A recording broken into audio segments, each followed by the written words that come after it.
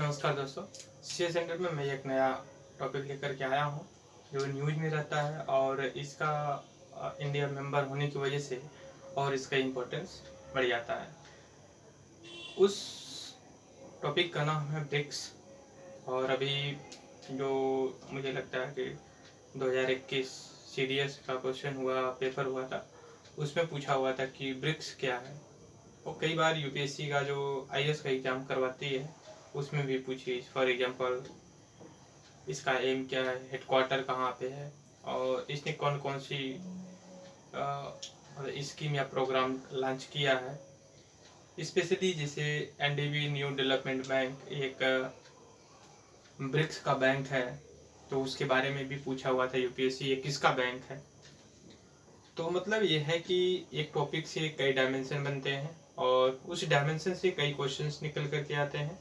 जैसे हमने अभी कहा कि CDS में पूछा हुआ था क्वेश्चन अभी पिछले साल जो पिछला हुआ है, क्योंकि CDS का 2 बार एग्जाम होता है एक साल में, CDS 1 CDS 2। वैसे ही NDA का भी होता है, NDA 1 NDA 2। तो इस टॉपिक में मैं डिस्कस करूंगा आपके साथ ब्रिक्स को लेकर। पहली बार ब्रिक्स का फुल फॉर्म देख लीजिए। ब्रिक्स का फुल फॉर्म देखेंगे तो हर वर्ड्स का जो है कि एक मीनिंग होती है। पहले ब्रिक था और लास्ट में आकर के 2009 के आसपास ब्रिक्स बन गया। जब एस जुड़ा तो उसका मतलब हो गया साउथ अफ्रीका, बी का मतलब हो गया ब्राजील, आर का मतलब रसिया हो गया, आई का मतलब इंडिया हो गया और सी का मतलब चाइना हो गया। ये जो 5 कंट्री हैं वर्ल्ड की टॉप इमर्जिंग डेवलपिंग इकोनॉमी है। मतलब ये ऑर्गेनाइजेशन इकोनॉमिक्स से रिलेटेड है। जो इमर्जिंग इकोनॉमी है उनसे रिलेटेड है। आपको पता होगा China, India, Brazil, South Africa, in fact Russia भी काफ़ी इनका ग्रोथ है, इन्फ्लुएंस है, पोटेंशियल भी है, क्योंकि चाइना और इंडिया वर्ल्ड की ऑलमोस्ट 35% अप्रॉक्सीमेटली 35% जो है कि वर्ल्ड की पॉपुलेशन को इंक्रीज डोमिनेंस करते हैं। दूसरी बात आ गई अगर एरिया के हिसाब से देखें, रसिया जो कि सबसे टॉप पे आता है एरिया के हिसाब से, और इंडिया 7वें, चाइना, ब्राज़ील। एरिया देख सकते हैं आप कितने बड़े हैं इनके। तो इस वजह से जियोग्राफिकल एरिया भी इनका काफ़ी इन्फ्लुएंशियल है। दूसरी अगली जो सबसे इम्पोर्टेंट चीज़ है इनका जो कि लोकेशन आप देख सकते हैं, रसिया का नॉर्दर्न पोल पे है, इंडिया और चाइना का आपका मिडल जोन में पड़ जाता है, वैसे ही रसिया का ब्राज़ील का पड़ जाता है और वैसे ही लेते हुए जो कि आपका साउथ अफ्रीका का पड़ जाता है।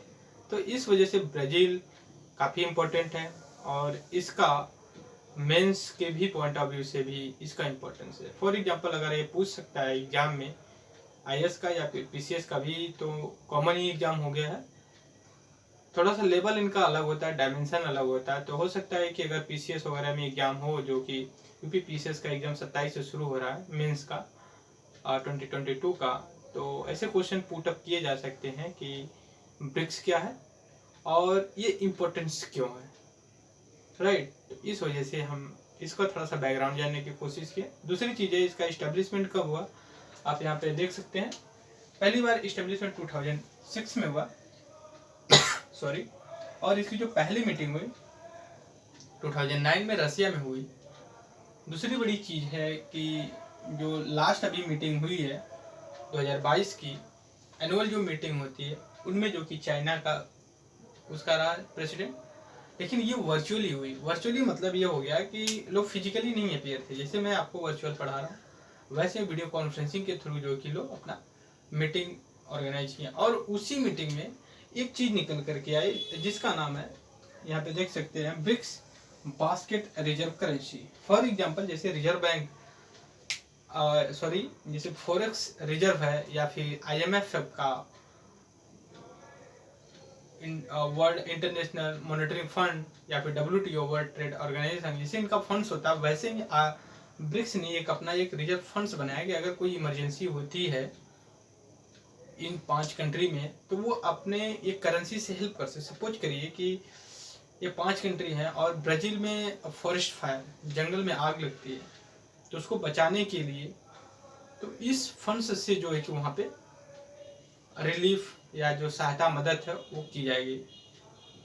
दूसरी चीज़ है कि इंडिया ऑफ कोर्स इसका मेंबर है और इसका हेडक्वार्टर आपका संघाई जो चाइना में पड़ता है वहाँ पे है। दूसरी चीज़ है इसका एक बैंक भी है, एनडीबी बोलते हैं, न्यू डेवलपमेंट बैंक। तो ये बैंक को हम एक अलग से टॉपिक से डिस्कस करेंगे। इस्टेब्लिशमेंट कब हुआ, इसका एम क्या है, इसका हेडक्वार्टर कहाँ है। फिलहाल के बस इतना, बस यहाँ से एक टॉपिक आप अपने नोटबुक में ऐसे सर्कल करिएगा, फिर यहाँ पे टॉपिक लिख दीजिएगा।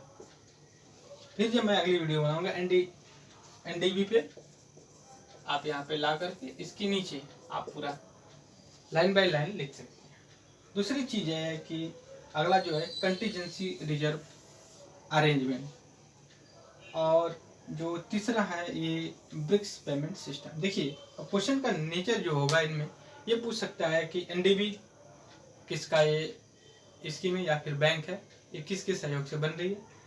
कंटीजेंसी रिजर्व अरेंजमेंट ये क्या है और किसने लॉन्च किया, उसमें 2-3 ऑर्गेनाइजेशन दे सकता है, उसमें ब्रिक्स भी होगा। तो आपको पता होना चाहिए कि ये 4 स्कीम इसने चलाया। पहला क्या है, एनडीबी न्यू डेवलपमेंट बैंक, दूसरा है contingency reserve arrangement, BRICS payment system, तीसरा हो गया ये तीसरा हो गया, और चौथा हो गया ब्रिक्स बास्केट रिजर्व करेंसी हो गया। और लास्ट में अगर आते हैं, अगर ये ग्रॉस वर्ल्ड जीडीपी की कंट्रीब्यूशन को देखें, ऑलमोस्ट अप्रॉक्सीमेटली 23% ये डोमिनेंस करते हैं। पॉपुलेशन ऑलमोस्ट भी वो जो कि 40 के ऊपर ही डोमिनेंस करते हैं, क्योंकि इंडिया चाइना का ही कलेक्ट कर लीजिए, इंडिया का 17 पॉइंट समथिंग है परसेंटेज ऑफ द वर्ल्ड का पॉपुलेशन, और चाइना का है 19, राइट। तो आप ऐसे ही कैलकुलेट कर सकते हैं कि इनका जो है कि डिमांड इनके अंदर कितनी है, क्योंकि जहाँ पे पॉपुलेशन होगी, जहाँ पे जनसंख्या होगी, वहीं पे चीज़ों की डिमांड होगी। और ये इमर्जिंग है और इनके पास इमर्ज होने के लिए बहुत से पोटेंशियल है, तो इस वजह से हमने यहाँ पे डिस्कस किया। और एक बार रिवीजन करते हैं, 2006 में 2009 में पहली मीटिंग हुई, 2022 में हुई, 2023 का जो साउथ अफ्रीका में होने वाला है, हेडक्वार्टर आपका संघाई में पड़ता है। इसने 4 स्कीम चला रखी। सो इस वीडियो में बस इतना ही। Thank you very much discussion.